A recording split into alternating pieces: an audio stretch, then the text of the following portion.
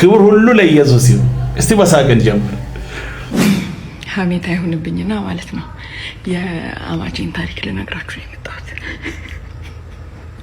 እኛ ሐዋሳ ነበርችና ከዛ ወደ አዲስ አበባ ሙቭ አድርጋ ወደ ከተማ እንግዲህ ገባች አሉ። ከዛ በኋላ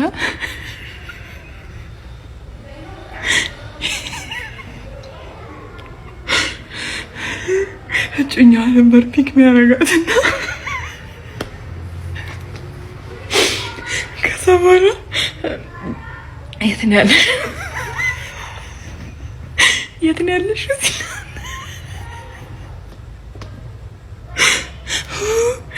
ነው ያለሽው ሲላት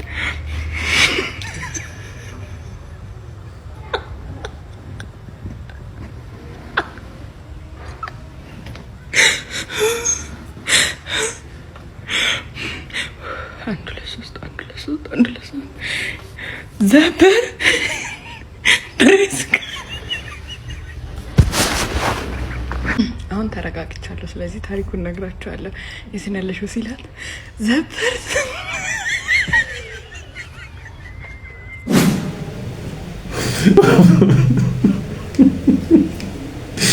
እኔ ምንም አልሰማሁም። ብቻ የሷ ሁኔታ ነው በጣም ያስቀኝ። ክብር ለኢየሱስ ይሁን። ኢየሱስ ያድናል። እንግዲህ ምንም ማድረግ አይቻልም። ላይክ ማድረግ ጀምሮ ወዳችኋለሁ። ስሙኝ። ብቸኛ የመዳኛ መንገድ ክርስቶስ ነው። ያለ ክርስቶስ መዳን የለም። አንዳንዶቹ ከሰማይ በታች እንድንድንበት የተሰጠ ብቸኛ ስም ይሄ ስም ነው፣ ከዚህ ውጭ መዳን የለም የሚለውን ነገር እኛ የምንቃወም የሚመስላቸው እንደ ጦር ወደኛ የሚወረውሩ እንደ ቀስት ወደኛ የሚያስፈነጥሩ ሰዎች አሉ። እኛም ይሄንን ነው የምናምነው። በምድርም ሆነ በሰማይ በጊዜውም ሆነ በዘገየው በሚታየውም ሆነ በማይታይ በነፍስም ሆነ በስጋ ድህነት በኢየሱስ ክርስቶስ ብቻ ነው። ከሱ ውጭ ድህነት አለ ብለን አምነን አናውቅም።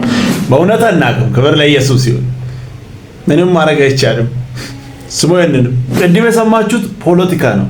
መሬት ላይ ያለው እውነታው ግን ይሄ ነው። ገድላትን ድርሳናትን ከመጽሐፍ ቅዱስ ለይቶ ለሌላ ማየት ይሄ አባትና ልጅን እንደማለያየት ማለት ነው፣ እንደማጣላት ማለት ነው።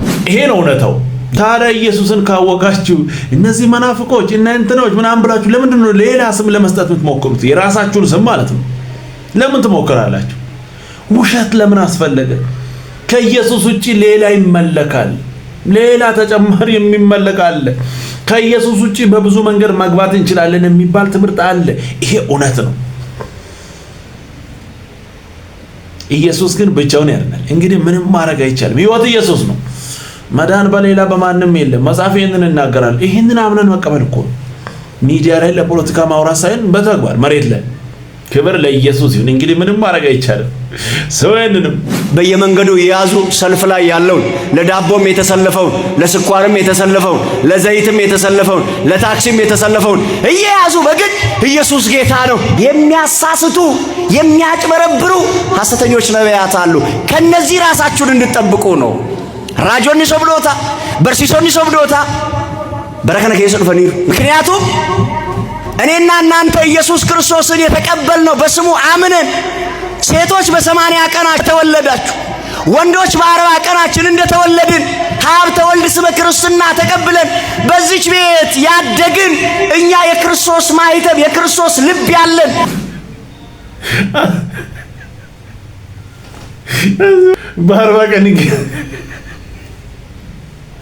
በ40 ቀን ጌታን ተቀብያለሁ የሚል ሰው ኢየሱስ ጌታ ነው ሲባል 40 ኮብልስቶን የልጆች ጨዋታ እኮ ነው። እኛ በ40 ቀን ነው የተቀበልነው። ስለ ኢየሱስ አታወሩ። ሲወራ ኮብልስቶን ማንሳት በ40 ቀን ቆይታል እኮ እንዴ! ስለሱ ሲወራ ደስ ልል ነው የሚገባው እንጂ ኮብልስቶን የሚያስነሳ ነገር የለም። አሜን ብለህ ማለፍ ነው። ግን እውነታ አይደለም። ሌላውን ስለምታመልክ እኮ የሆነ የተለጠፈ ነገር ይዘህ ስለምትሄድ አይመችም። ብቻውን ያድናል፣ አይመችም። በዳቦ ሰልፍም በእንትን ሰልፍም እሱማ መንገድ ላይ እኮ ነው። ክብሩ ይስፋ። ቤት ለቤት ልንጀምር ነው። እሱ ነው እንደቀረበው ቤት ለቤት አንኳኩተን ጌታ ኢየሱስ ተቀብላችኋል። ሕይወት ነው ኢየሱስ። ጓዳ ገብተን ኢየሱስ ብቻውን ያድናል። ምንም ማድረግ አይቻልም። ሕይወት ነው። ሞትን እኮ አይደለም ሕይወትን ይዘን ነው የምንመጣው። ያም ሕይወት ኢየሱስ ነው። ከሱ ውጭ ሌላ የለም። ጌታ ኢየሱስን ተቀበል፣ ሕይወት ታገኛለህ። ምንም ማድረግ አይቻልም። ብቻውን ህይወት ይሰጣል። ከዚህ ፉከራና ጉራ ውጡ። ህይወት ኢየሱስ ነው። ስለዚህ እንደ ቦታ ቅዱስ ጊዮርጊስ የረገጠው ኮቴ ነው ምናምን የሚሉ ነገር አለ። ግን ትልቁ ሂስቶሪካል መጽሐፍ ለዚህ ባይብል ወደ ግብጽ መሄዷን ያወራል። ስለ ኢትዮጵያ በጣም በርካታ ቦታ መጽሐፍ ቅዱስ ጠቅሷል። ግን እመቤታችን ቅድስት ድንግል ማርያም ከልጇ ጋር መጣ ጣና ቂርቆስ ገዳም ላይ ያረፈች የሚል በኢትዮጵያ ላይ ያለፈች የሚል አላየም የለም። ስለዚህ አሁን ምንድነው የሚባለው? ብዙ ጊዜ አይተን እንደሆነ ስለ ኢማም አህመድ ሳነሳ 40 ክንድ ነው ይላል። 20 ሜትር ማለት ነው እንግዲህ ትልቅ ህንጻ ነው ያክላሉ የእምነት እንደ ደንበል ማለት ነው። እንደገና ደግሞ ይሄን የሚያክል ካቶም ያክል ድንጋይ አንስቶ ከዘባ ማርያም ይጀ ነበር ደብረ ሊባኖስ። እሺ ሊጨፈልቃት ሲል ቤተክርስቲያኗን እግዚአብሔር በኃይለ እግዚአብሔር 8 እርምጃ ፈቀቅ አረጋት። 8 እርምጃ ፈቀቅ አረጋት እና ዳነች ብለው ስዕሉ ሁሉ አለ። ትንሽ ድንጋይ አለች ከስር። ይሄን ድንጋይ እቺ ድንጋይ በእግዚአብሔር ኃይል አቆማው ብለው ትንሽ ድንጋይ ያሳዩሃል። አሁን እንደዚህ አይነት ነገሮችን ለመናቸው እሺ። አሁን መጽሐፍ ቅዱስ ይያል ምን ሆኖ ነው ስለ ግብጽ ድረስ መሰደዷን እመቤታችን ቅድስት ድንግል ማርያም እያወራ ለምን ኢትዮጵያን አይጠቅሳትም? በዛ መልክ ኢትዮጵያን በተለያየ መንገድ እግዚአብሔር ዘርጋለች ይሄ ነው ሲል ለምን አልጠቀሳት? አሁን ብዙ ጊዜ የምታየው ፋናዋስ ከሰው የተለየ እንግዲህ ሰው ናቸው። እመቤታችን ቅድስት ድንግል ማርያም ቅዱስ ጊዮርጊስም ሰው ነው። እኔ ሰዎች ሲረግጡት ለምንድን ነው መሬት ወደ ውስጥ የሚጎረጉደው? ይሄን ምናልባት ሲሚንቶ ሾ ሲደረግ አይቻለሁ። በርጥቡ ስትረግጠው ቅርጽ ሊይዝ ይችላል። አሁን ይሄ አለቱ ነው። የሚገርም አሁን ድንጋይ እንደዚህ አድርገውበት ይሄ ኮቴ ነው ይሉና ኮቴ የሚመስል ቅርጽ ካገኙ ይሄ ቅዱስ ጊዮርጊስ ኮቴ ነው ይሉሃል። ማን ነው ተከትሎት ቅዱስ ጊዮርጊስ ከየት ሀገር ሰውስ ነው?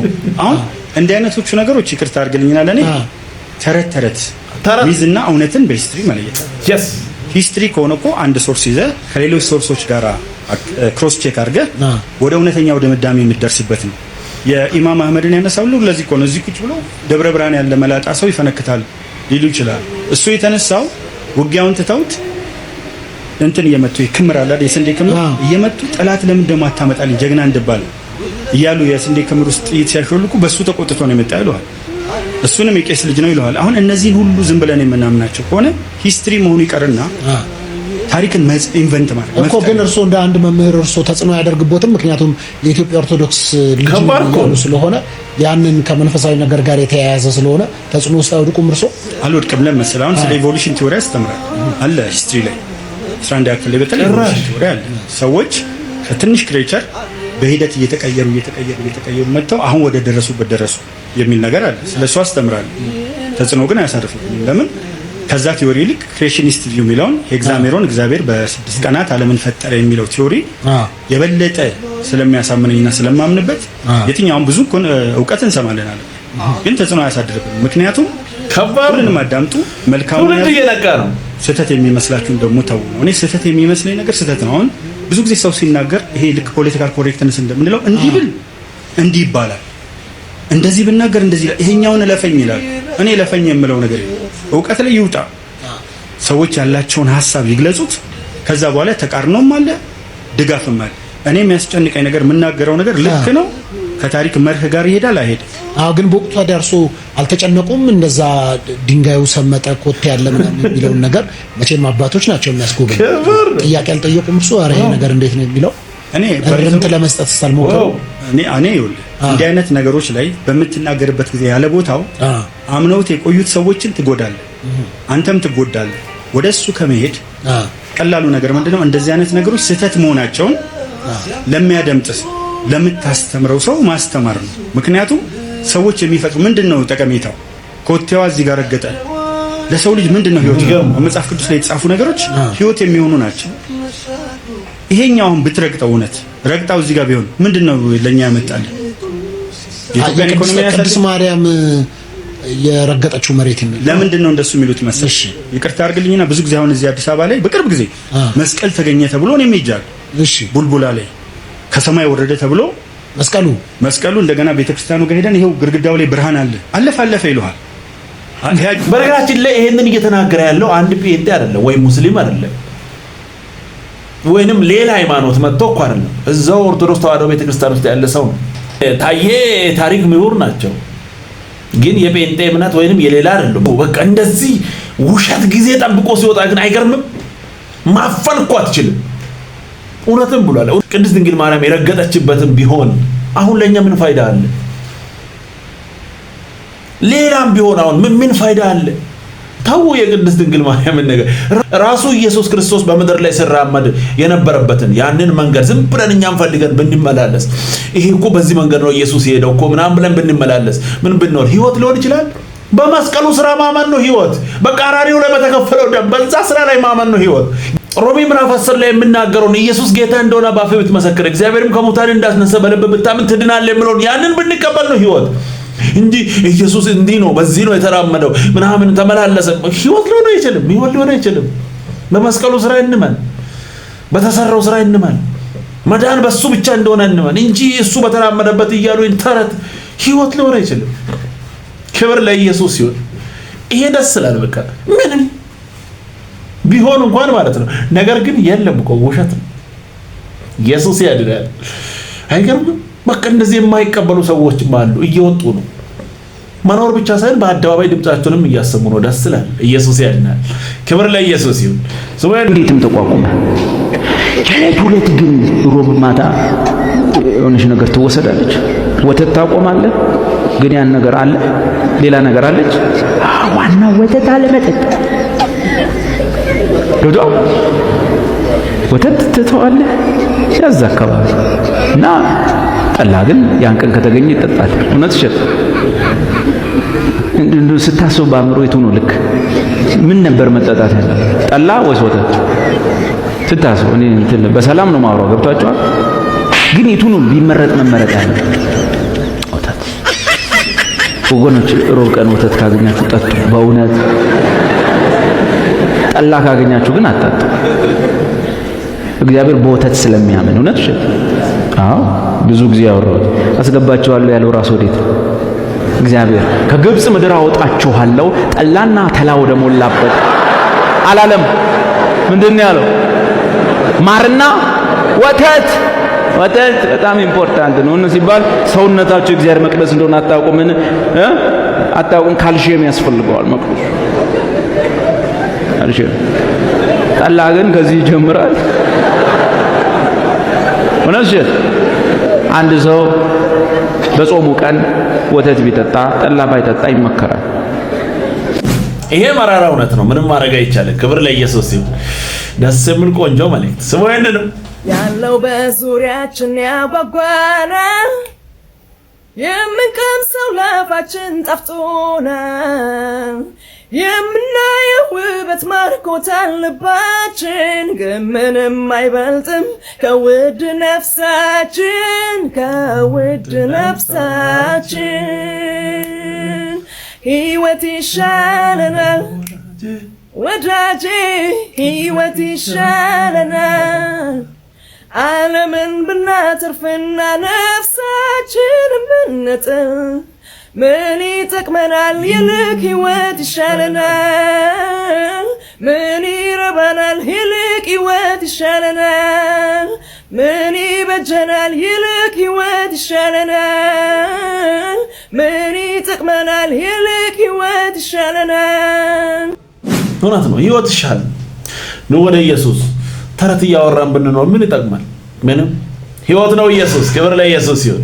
ሰውየንም እንደዚህ አቃጥቅላችሁ አጎንብሻችሁ ልትሄዱ እንዲያደርገውን የትኛውንም ሸክም እግዚአብሔር እንደዚህ ያንከባልላል። አሜን አሜን አሜን ብላችሁ ጻፉ። አሜን ብለናል። በኢየሱስ ስም ይውደድ። ክብር ለኢየሱስ ይሁን። ሰውየንም ይሄ መንፈሳዊ ድራማ ነው። ደስ የሚል ቆንጆ መልእክት አለው። ስሙ። እኮ ቃል ያለኝ ሰው ነኝ። በቃል ነው የመጣው ነው። ምን ቃል ያለሽ ደግሞ ቃል ያለሽ አፍ እንዳለው ቢጤ ምንድን ያለሽ ቃል ተናገራ።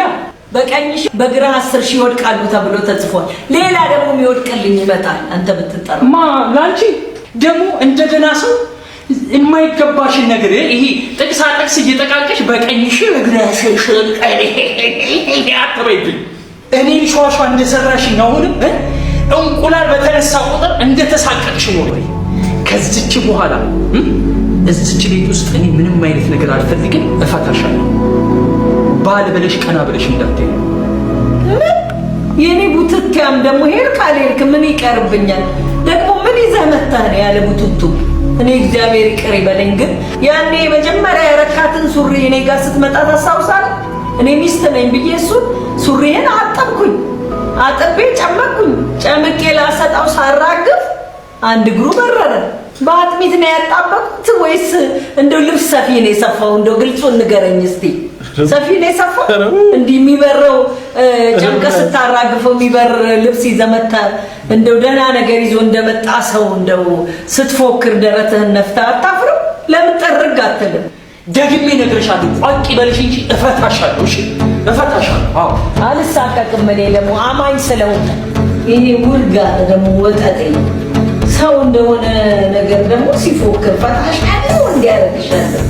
ምኑን የተረፈኝ እንኳን ሄደ እንዲያውም ቅልል አለ።